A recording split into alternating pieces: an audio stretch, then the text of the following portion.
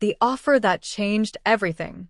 I never thought a simple question could uncoil a life I didn't even know I was living, but there it was, hanging between us in the dim light of our bedroom, warmer than sunlight yet heavier than silence.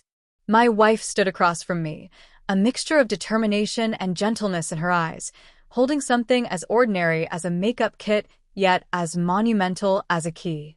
"Do you want to try?" she asked. That one sentence sounded harmless, almost playful, but I felt it pierce through layers of hesitation I hadn't realized I was carrying. I froze, my heartbeat pulsing like a drum inside my chest. My hands were suddenly too heavy to move, and yet a tremor of curiosity stirred beneath the fear. "Try what?" I wanted to ask, but I already knew the answer my heart had been whispering for years. Something inside me leaned forward, trembling, and whispered, "Yes." Her smile was patient, kind, coaxing me toward a mirror I hadn't faced honestly in decades. I shifted awkwardly, every instinct screaming retreat, but I stayed. I sat down, feeling the unfamiliar weight of expectation and possibility pressing gently against my shoulders. She started slowly, showing me brushes and powders, the small tools of transformation, and explaining each as if narrating a secret ritual. I listened, entranced, half in disbelief that this was real, half terrified of what I might discover. When she first touched my face, adjusting my jawline with the lightest sweep of powder, my entire body tensed. I flinched, then froze, then slowly exhaled. It was a gentle, strange intimacy, nothing sexual, nothing invasive, just a careful reimagining of myself, guided by someone who loved me enough to see me, truly see me, for the first time. My reflection shifted slowly under her hands, shadows softening, edges blending. I hardly recognized the face staring back at me, and yet it felt familiar in a way that made my chest ache. "Look at yourself," she whispered, and I did. I had expected fear, rejection, maybe even laughter at my awkwardness. Instead, I saw possibility. I saw someone who had always been there, waiting quietly, hidden behind layers of assumption and habit. I saw a version of myself that could exist fully, not just in secret or in thought, but in light, in reality. The hours passed unnoticed. Each brushstroke, each careful movement, each tentative suggestion from her felt like peeling back a layer of armor I hadn't even realized I'd been wearing. My voice, when I spoke, was tentative, almost foreign to my ears. But she encouraged it, shaped it, coaxed me to experiment with tones, expressions, gestures. By the time she stepped back, the mirror reflected not just my face, but the possibility of my becoming. And yet, a shadow lingered. Fear of the outside world, of judgment, of stepping too far into the light. I felt raw, exposed, and alive all at once. I wanted to speak, to ask if it was okay to be seen like this, but words failed me. She understood anyway. She simply held my hand, smiled, and whispered, "We'll take this one step at a time." In that moment, I realized this wasn't about makeup or clothes or appearances at all. This was about recognition, about identity, about stepping into a truth I hadn't dared name. And I knew, deep in my chest, that nothing would ever be the same again. First glimpses of myself. The morning after the first makeover, I woke to sunlight spilling across the bedroom floor, and for the first time in years, I lingered in the quiet. My reflection caught my eye from across the room. Faint lines of yesterday's transformation still visible, a whisper of color on my cheeks, the subtle reshaping of my features under soft light. I barely recognized the person staring back at me, yet for the first time, I felt a strange sense of completeness, as though the reflection itself were sighing, relieved to finally be allowed to exist. Breakfast was quiet. My wife moved around the kitchen with that effortless ease of someone who knows exactly who they are and what they need to do. I watched her, nervous at first, fearing she would see hesitation in me, but she only smiled warmly, placing a plate in front of me. The simplicity of the gesture, the ordinary act of care, felt like an affirmation of everything we'd done the night before. As I lifted the fork, I caught a glimpse of my hands and froze. They looked different somehow, longer, more delicate, like they had begun to reflect the subtle shifts of identity taking place elsewhere in me. I flexed my fingers slowly, astonished at how observing small details could feel like discovering an entirely new world. I hadn't realized how much I had hidden in plain sight, in posture, in tone, in the smallest of gestures. Later that day, I tried to leave the house to take a short walk, to test this new version of myself against the outside world. The front door felt heavier than usual, not physically, but with the weight of expectation and fear. Each step toward the sidewalk was measured, cautious, my mind buzzing with questions I had never dared ask before. Will anyone notice? Will they judge me? Am I allowed to be seen like this? The neighborhood looked unchanged, yet everything felt different. Leaves swirled gently in the breeze, children's laughter echoed down the street, and yet my attention was inward, focused entirely on the tremor in my own chest. I imagined neighbors glancing at me, imagined their assumptions, their questions, their casual judgments. I realized then that fear isn't external. It lives in the anticipation of what might come, and for years I had been carrying it silently alone. By the time I returned home, my legs ached slightly from tension, and my heart had raced as though I had run a mile. Yet beneath the exhaustion, there was something new, a pulse of exhilaration, a quiet thrill at having existed openly, however briefly, outside the safety of my walls. My wife was in the living room, arranging books on the shelf. She looked up and caught my eyes, reading the mixture of fear and excitement on my face. "You did it," she said simply, and I realized how much power there is in witnessing someone you love step toward themselves. It wasn't praise, it was acknowledgement. It was recognition of courage. I wanted to tell her that I was terrified, that the world outside was frightening, but the words caught in my throat. Instead, I nodded, and she smiled, reaching for my hand again. The days that followed were a delicate balance between fear and discovery. I experimented with clothes, testing the waters with soft colors and gentle lines that didn't scream attention but felt honest to me. I practiced walking differently, speaking with a softer, lighter cadence, testing gestures that had once felt alien. Each mirror became a tiny battlefield of recognition, self-doubt, and quiet triumph. Sometimes I failed, a gesture too stiff, a tone that didn't feel natural, and yet each misstep was a lesson, a chance to adjust, to lean further into the person I was discovering within myself. Evenings became our time of reflection. My wife and I would sit together, sometimes in silence, sometimes sharing our thoughts about the day. She never pressured, never judged. She only observed, occasionally offering a suggestion, a brushstroke here, a hair adjustment there, always with the understanding that transformation is as much internal as it is external. I learned to listen to her guidance, but more importantly, I learned to listen to myself, to honor the subtle impulses and inclinations that had long been buried beneath habit and fear. By the end of the week, I realized something I had never allowed myself to admit before. I was not pretending. I was becoming. Every careful adjustment, every experiment with color, posture, and tone was not a mask, it was revelation. I was beginning to recognize the contours of the person I had always been beneath the layers of habit and expectation. And for the first time, the idea of stepping outside, of being seen, did not feel impossible. It felt like the next step I was ready to take. First steps into the world. The following week, I decided to take a longer walk, not just around the block, but toward the small cafe down the street, the one where we often met friends for coffee. My heart thudded in my chest with each step, a mix of anticipation and fear. I had dressed carefully, in soft layers that felt like a gentle shield rather than a costume. My hair fell naturally over my shoulders, and my reflection in passing windows startled me every time, not with recognition of the past, but with awareness of presence.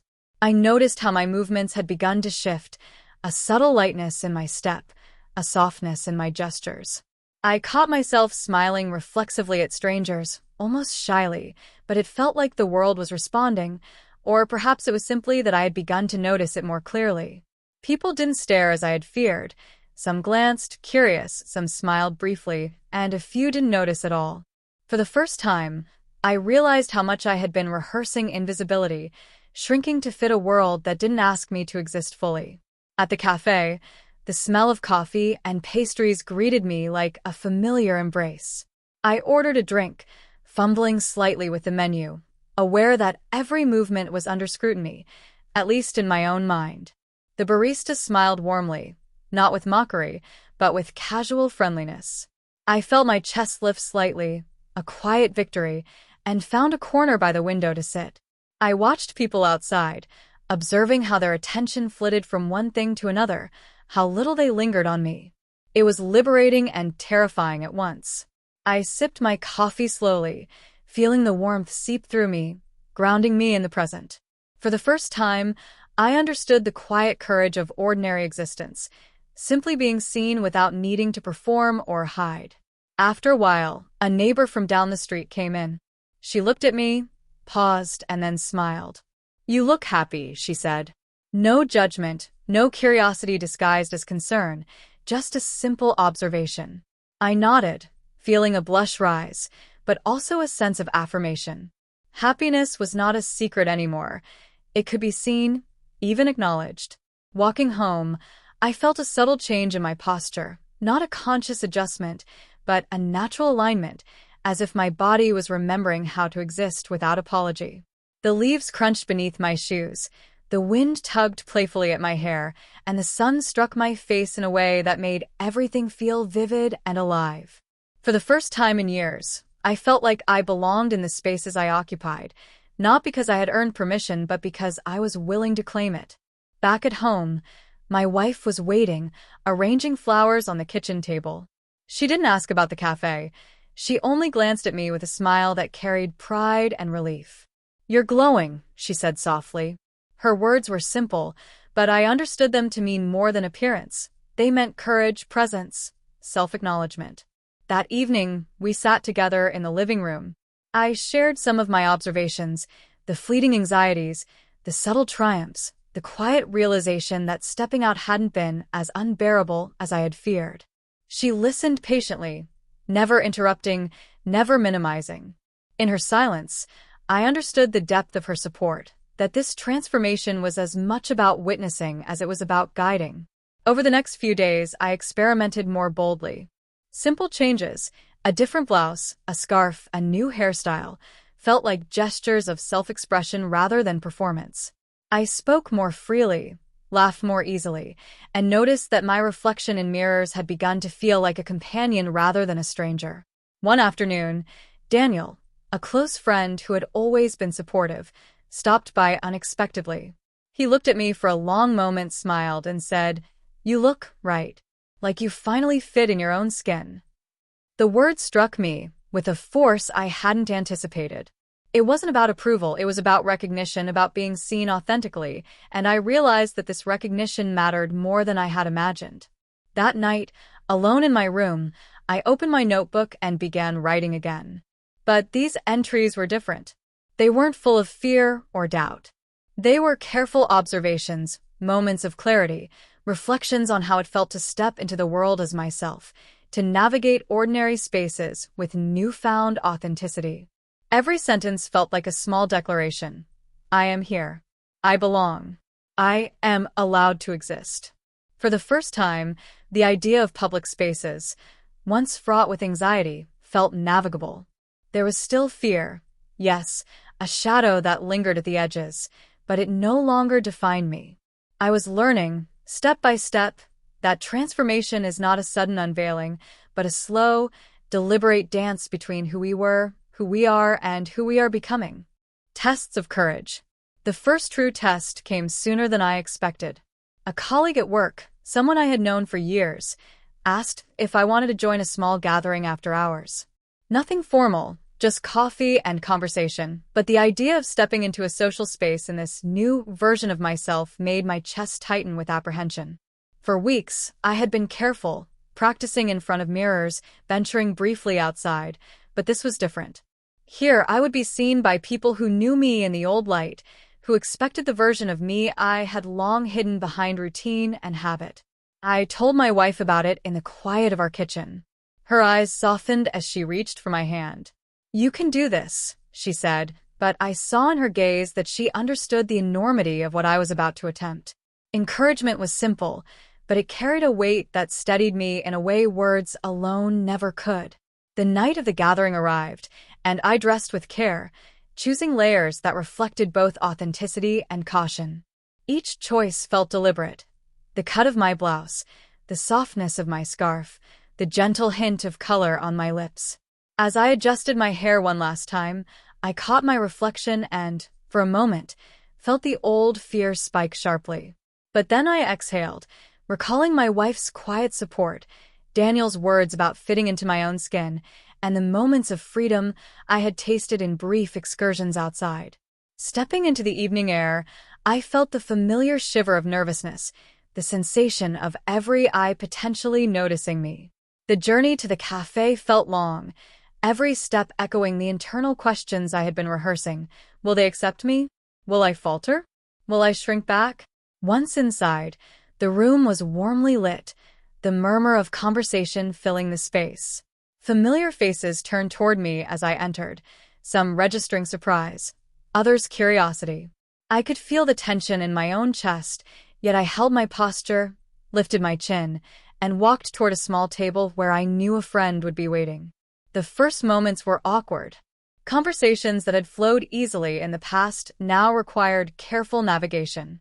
I found myself observing reactions, noticing subtle shifts in tone or posture, searching for acceptance and finding it in gestures that were often small but meaningful, a smile, a nod, a relaxed laugh. By the time coffee arrived, I began to relax, realizing that people were responding to me not as a novelty or a performance, but as the same person they had always known, only now more visible, more fully myself. The realization was intoxicating. I laughed genuinely at stories shared, contributing without hesitation, and felt the warm pulse of connection I had long denied myself. Yet not everything was easy. A passing comment from one colleague, meant to be teasing but landing sharply, reminded me that the world outside our safe spaces is not always gentle. My initial instinct was to retreat, to shrink into the version of myself that had long been unseen. But then I remembered the mirror, the brushes, the patient guidance of my wife, and the quiet lessons of courage I had been collecting day by day. I smiled, acknowledged the comment lightly, and continued the conversation. That single choice, to respond rather than recoil, felt like crossing a threshold I hadn't realized I was approaching. Returning home, I felt the combined relief and exhilaration of survival and small victory. My wife met me at the door, reading the mixture of tension and triumph on my face. Without asking, she understood. We shared tea and sat in silence, the kind that is neither empty nor awkward, but filled with understanding. I realized then that self-acceptance does not mean the absence of fear. It means choosing presence despite it. The following days were spent in reflection. I wrote in my notebook about moments of discomfort and small triumphs, about the tension of being observed and the subtle joy of recognition. I noted how my posture had begun to shift naturally, how my voice felt steadier, and how gestures once awkward now carried a gentle confidence. Each small victory reinforced the lesson I had been learning all along. Transformation is gradual. It is a series of choices, each one a step toward being seen, being known, being present. The world may not always respond gently, but the courage to inhabit oneself fully creates spaces where acceptance can flourish. And slowly, imperceptibly at first, I began to notice another transformation, not only in myself, but in how the world responded to me. Smiles were warmer, glances lingered with curiosity rather than judgment, and the moments of genuine recognition began to outnumber those of fear. With each passing day, I realized that the journey I had feared was, in fact, a path toward quiet belonging. Finding my voice in the details. The first few weeks after that evening at the cafe felt like stepping into a world that was simultaneously familiar and unfamiliar. I began experimenting more deliberately, letting the subtle joys of self-expression guide me. Each morning became a ritual, selecting outfits that reflected the nuances of my personality, adjusting hair and posture until they felt like extensions of myself rather than borrowed shapes. I noticed how small choices, a scarf draped differently, a sleeve rolled just so, the soft tilt of my head, could transform not only how others saw me, but how I experienced my own body. My wife observed quietly, never commanding, only offering gentle suggestions. Try this color, or see how this one feels against your skin. Her presence was steady, unthreatening, a constant reminder that transformation was not about perfection, but about authenticity. I began to notice that the very act of selecting colors, textures, and shapes that resonated with my inner self was therapeutic. It was more than appearance, it was a declaration. I exist fully without hiding. Venturing out became an exercise in courage. I walked the streets with a new awareness of how I moved, how I breathed, how I occupied space. The world responded in small, almost imperceptible ways, a nod, a smile, a neutral glance that didn't carry judgment. Yet, at times, the shadows of doubt crept in, a whispered comment from someone passing, a glance too long from a stranger, and the old instincts to shrink, to retreat, flared briefly. But each time, I reminded myself of the mirrors, the brushes, the quiet encouragement of my wife, and the courage of the moments I had survived. I stood taller, breathed deeper, and allowed myself to exist fully in the spaces I had once feared. The transformation extended beyond appearance. I began to experiment with my voice, allowing it to rise and fall in ways that felt natural, softer, and expressive. I practiced conversations in my head, replaying gestures and tones, until speaking aloud became less an act of performance and more an act of honesty. Even laughter felt different, lighter, freer, more melodic, and I realized it carried a resonance that had been missing from my life for years. One evening, I decided to attend a small community art gathering alone. My heart thumped at the thought of being seen, not as someone in costume or disguise, but as myself. Open, visible, and evolving. At first, I lingered near the edges of the room, hesitant to engage. But as I observed, I noticed how the ordinary presence of others, their casual attention, made the environment less intimidating. I took a deep breath and stepped into conversation. People responded naturally, some curious, some friendly, some simply acknowledging me without fanfare. I discovered that courage is contagious. When you step forward in authenticity, others unconsciously mirror your comfort. I shared a few thoughts on an artwork that spoke to me, feeling my voice steady with each word. By the end of the evening, I realized that the room had not been a trial. It had been a mirror, reflecting the progress I had made. Returning home, I lingered in the mirror longer than usual, examining not just my face, but the way my body moved, the subtle grace in gestures I had once deemed impossible. I saw a coherence emerging, an alignment between inner self and outer presentation. For the first time, the reflection seemed like a true companion, not an interrogator. My wife entered quietly, observing me with that familiar calm patience. "You're changing," she said softly, "but it's not just how you look. It's how you carry yourself." I nodded, feeling a lump in my throat. She was right. The transformation was not skin deep, it was embodied. Every step, every gesture, every choice was a stitch in a larger tapestry of identity, slowly taking shape, strong enough to hold me steady against fear and uncertainty.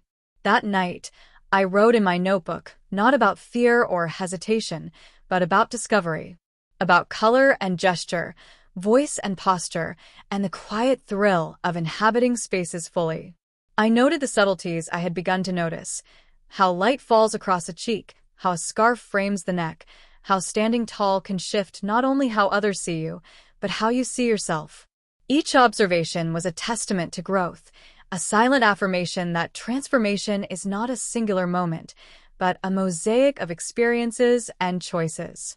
As I set the notebook aside, I realized that for the first time, I was not performing for anyone.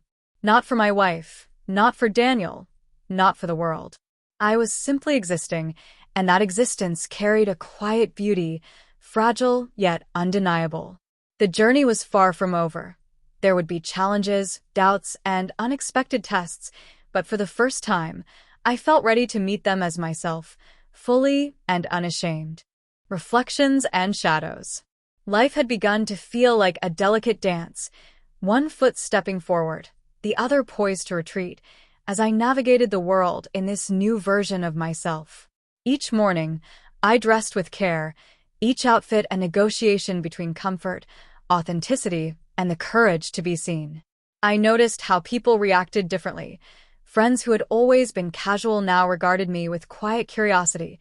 Strangers offered glances I could neither predict nor fully interpret. And somewhere in the midst of all this attention, I realized that fear still lingered like a shadow, subtle but persistent. One afternoon, I found myself at the local library, a place I had always loved for its calm anonymity.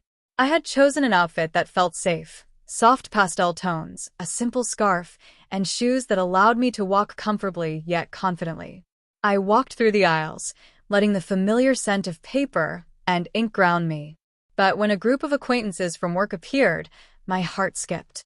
They were casual friends, nothing serious, but my mind raced with anticipation. Would they notice? Would they judge?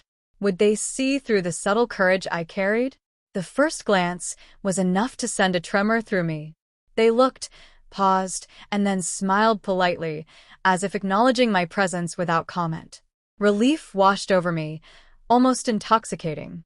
I realized how much power we give to anticipation and how little the world actually demands from us. I approached them cautiously, and conversation flowed more naturally than I expected. Small compliments, casual questions, laughter that felt genuine. These were not tests, but reminders that authenticity often finds quiet acceptance. Yet not every encounter was gentle. Later that week, an offhand remark at work caught me unprepared. Someone jokingly questioned if my new style was permanent, a comment delivered with a casualness that cut sharper than any direct criticism. My instinct was to retreat, to tuck myself back into the familiar safety of invisibility. My chest tightened, my hands fidgeted, and a familiar self-doubt rose like a tide.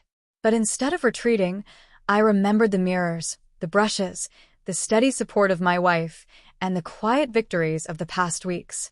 I breathed deeply and responded with calm honesty, acknowledging the change without apology.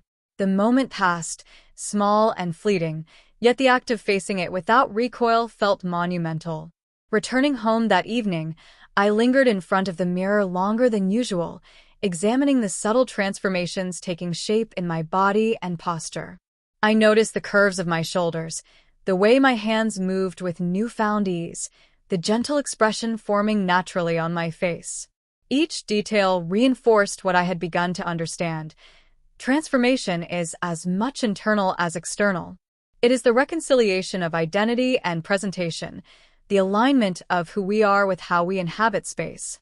My wife joined me in the reflection, silent at first, simply observing. Then she spoke softly, "You're discovering parts of yourself I've always hoped you'd see." Her words struck me deeply.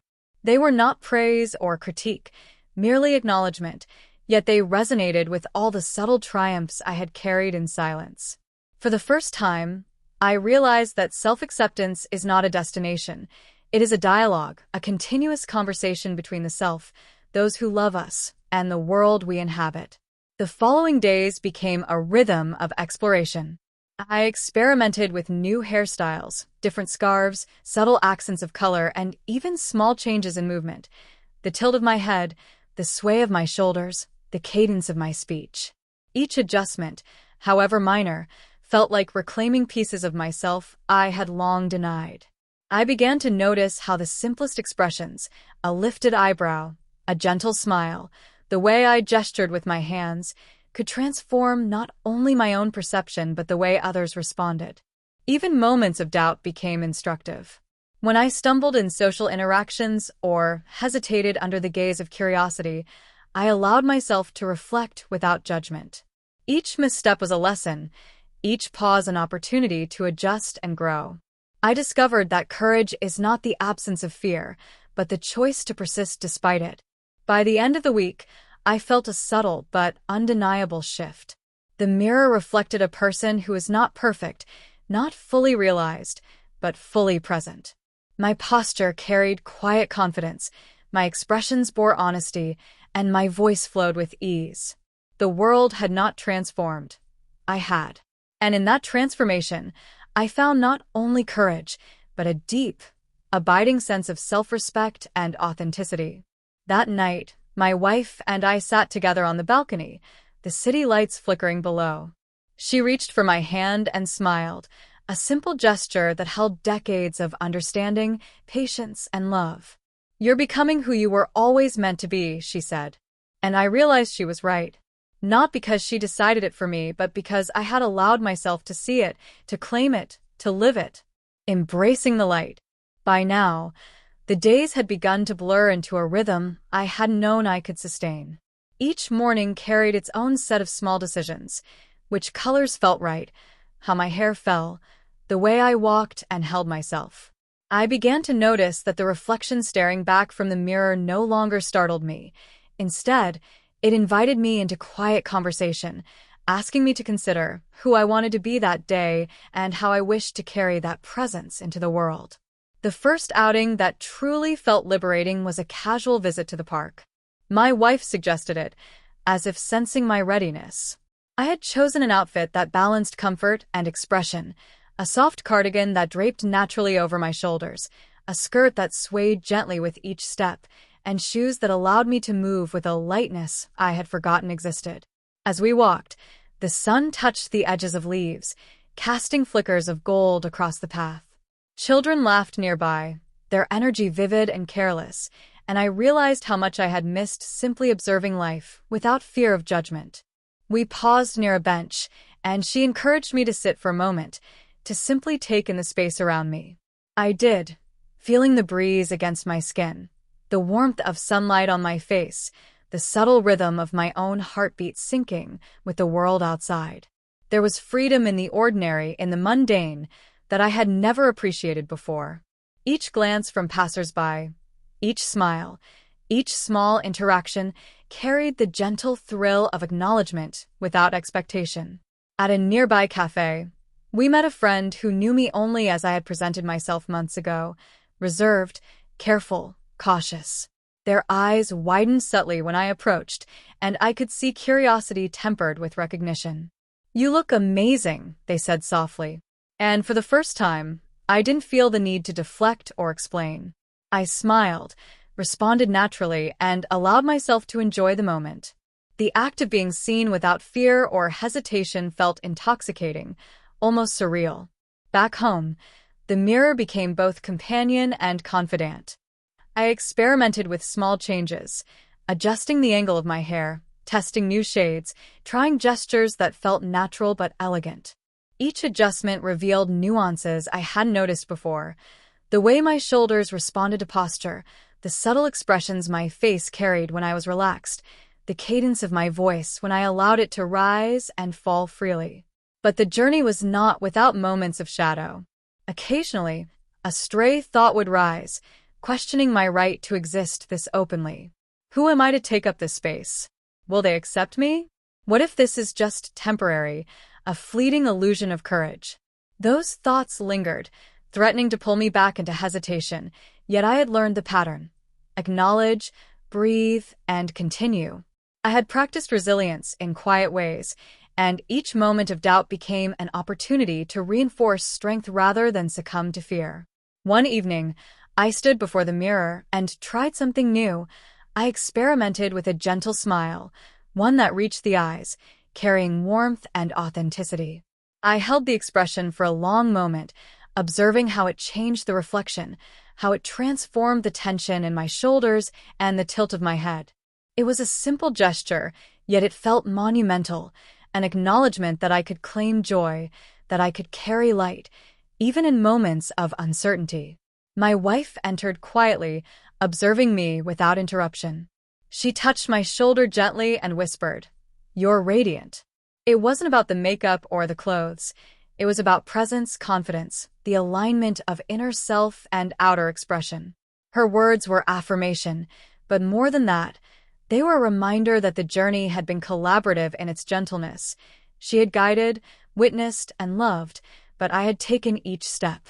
By the end of the week, I began planning more ambitious outings, a visit to a gallery, a small dinner with friends, even a brief trip to the local market during peak hours.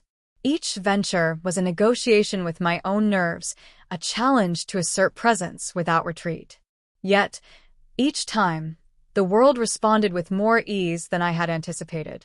Small gestures of recognition, casual smiles, brief conversations, these became affirmations of a truth I had long feared, that living authentically, even imperfectly, is not only possible, but quietly transformative.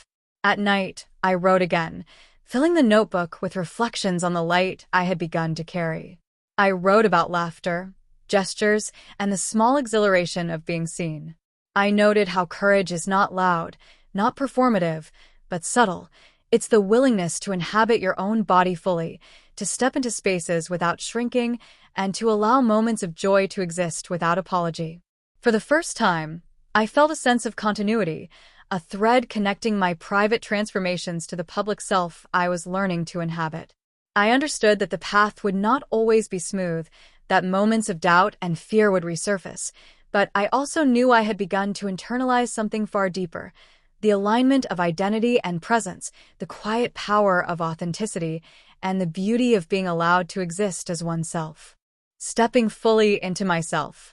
The city streets had become less intimidating with each passing week, though the memories of hesitation lingered like shadows in the corners of my mind.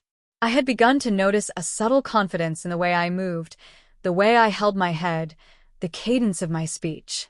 Each small choice, from the angle of a glance to the curve of my smile, felt deliberate, an extension of a self I had long kept quiet. One morning, my wife suggested we attend a small weekend festival downtown, a local celebration with music, stalls, and friendly crowds. I hesitated at first. Festivals meant exposure, eyes everywhere, questions, reactions I could not predict. But there was also the allure of freedom, a chance to exist fully in public, without shadows, without the buffer of familiarity or private spaces. We dressed together, selecting outfits that balanced comfort and self-expression. I chose a flowing top that moved with me, a scarf in soft lavender, and shoes that felt both sturdy and graceful. As we stepped outside, the sun spilled across the streets, illuminating colors, laughter, and life. My heart raced, but it was no longer the panic of before. It was the pulse of anticipation, a thrill of possibility. As we wandered through the stalls, I noticed how I observed differently now. I wasn't self-conscious in the old way. I could watch people, smile, engage in small talk, and allow myself to be present. A vendor complimented my scarf, and I laughed naturally, feeling the authenticity in my voice. Every interaction reinforced what I had been learning. Courage is cultivated through repeated practice, and authenticity grows stronger each time it is exercised. At the festival's small music stage, we paused to listen. The gentle hum of instruments, the laughter of children, the casual chatter of neighbors, it all felt vibrant, alive, and suddenly welcoming. My wife leaned close and whispered, "You belong here." I realized she was right. Belonging is not granted by others. It is claimed, step by step, with courage, with honesty, with presence. Yet, not all moments were effortless. A brief exchange with a passerby, who asked a question with mild curiosity but laced with subtle judgment, reminded me that the world outside our curated experiences is unpredictable. I felt the familiar tremor of self-doubt rise, but I met it with calm observation. I reminded myself, this is not a failure, it is practice, it is learning, it is resilience in motion. I smiled politely, answered honestly, and moved forward, feeling the weight of fear dissipate with each step. Later, we found a quiet bench in a sun-dappled courtyard. I closed my eyes, taking in the warmth of the sun, the gentle murmur of conversations, the rhythmic pulse of life around me. For the first time, I recognized a profound truth. Courage is not the absence of fear, but the willingness to continue even when fear exists. Each day I lived authentically. Each moment I allowed myself to be seen, built a resilience I hadn't realized I possessed. When we returned home, my reflection in the hallway mirror seemed almost like a companion I had been learning to trust. I traced the contours of my face, the alignment of my posture, the subtle expressions I had cultivated. I noticed that even small changes, a tilt of the head, a softening of the shoulders, the gentle flow of hair, conveyed something deeper than appearance.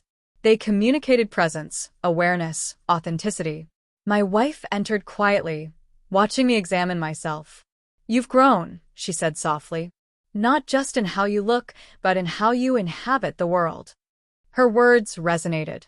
Transformation was no longer a private act or a playful experiment. It had become an embodied experience, inseparable from my daily existence. Over the next few days, I noticed a subtle shift in my interactions. Conversations flowed more naturally. Glances no longer caused tension, and the act of being seen no longer felt performative. Each morning, I prepared for the day with curiosity rather than fear.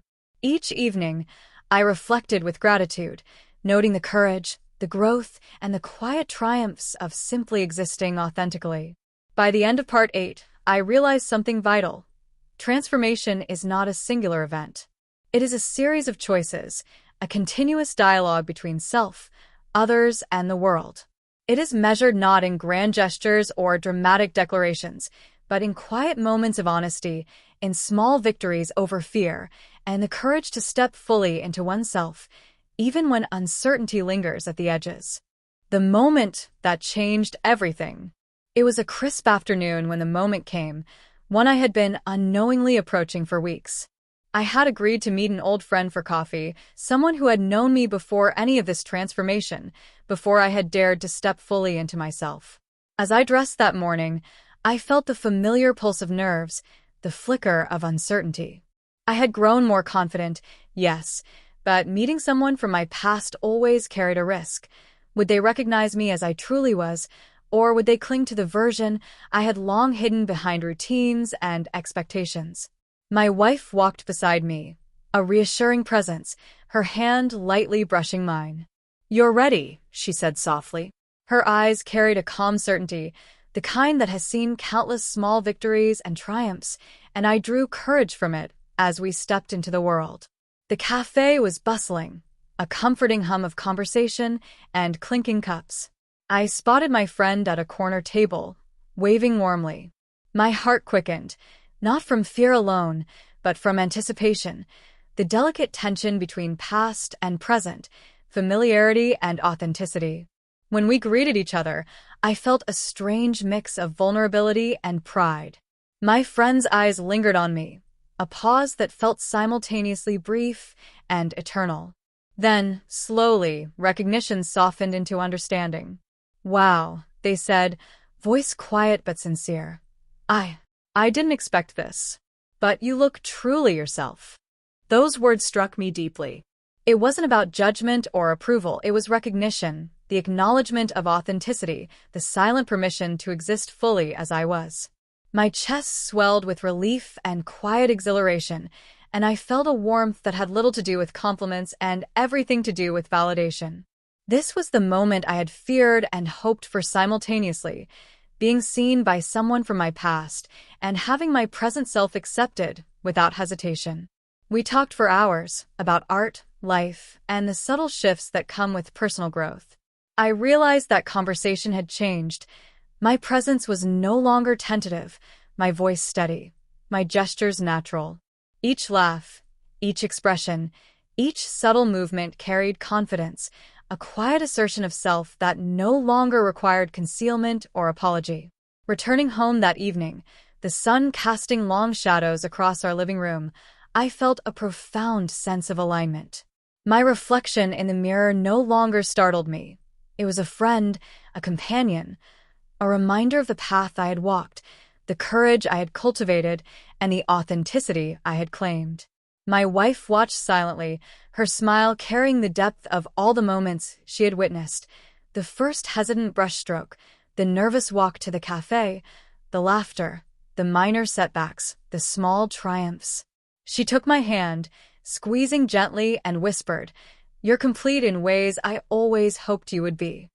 It was true. Not in perfection, not in finality, but in presence, in courage, in the quiet strength of being wholly myself. Every step, every choice, every reflection had led to this, the recognition that who I am is valid, worthy, and seen. That night, I wrote again in my notebook, capturing the resonance of the day, the vulnerability, the joy, the relief, and the triumph of authenticity.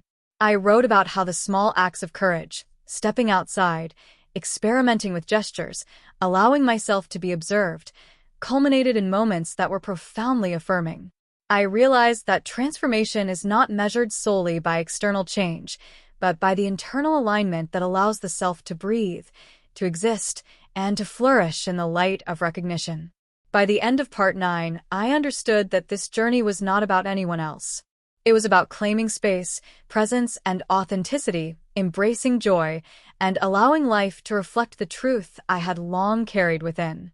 And for the first time, I felt entirely, undeniably ready to continue, to live fully, openly, and without reservation. Becoming fully me.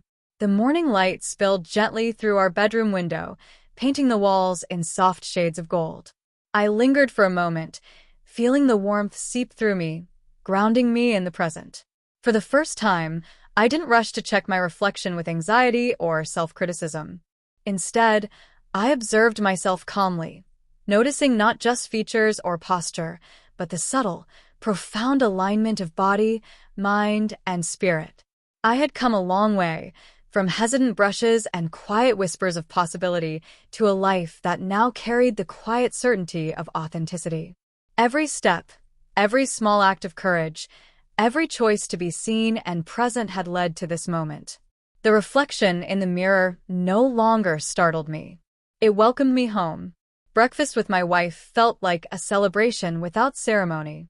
We moved around the kitchen with easy grace, our gestures synchronized, our conversation light but sincere. I noticed how natural it felt to occupy the space I had once feared. Confidence no longer surged in waves. It was steady, integrated, a part of who I was. Later, I ventured out alone, choosing a path through the bustling streets I had once approached with apprehension. Each step felt deliberate, grounded, and unashamed.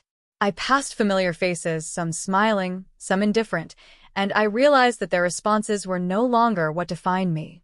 My presence, my authenticity, was not contingent upon their acceptance, though it was welcomed. It existed independently, resilient, and complete. At a small park bench, I paused to watch life unfold around me. Children playing, couples walking hand in hand, elderly neighbors enjoying the warmth of the sun. And for the first time, I saw myself reflected not in mirrors or glances, but in the rhythms of ordinary life. I belonged here, in this space, in this body, in this truth. The fear that had once tightened my chest had softened into quiet awareness, a gentle reminder of how far I had come. When I returned home, my wife greeted me with a smile that held decades of support, understanding, and love. She didn't need to say much. Her presence alone carried affirmation. I felt gratitude ripple through me, not just for her guidance, but for every small choice I had made to step forward, to embrace uncertainty, and to claim myself fully. That evening, I sat in my notebook, pen hovering over the pages, reflecting on the journey. I wrote about the subtle victories, the first makeup brushstroke, the hesitant walks outside, the awkward but triumphant conversations, the gentle acknowledgement from friends, and the ultimate realization that self-acceptance is both a process and a gift. I realized that transformation is not simply external. It is the reconciliation of fear and courage, doubt and joy, hesitation and authenticity. It is the steady, deliberate cultivation of self, the recognition that every choice, no matter how small, contributes to the mosaic of identity. And in that realization, I found peace. My reflection, once a stranger, now greeted me like a friend. I traced the lines of my face, the alignment of my posture, the gentle rhythm of my gestures.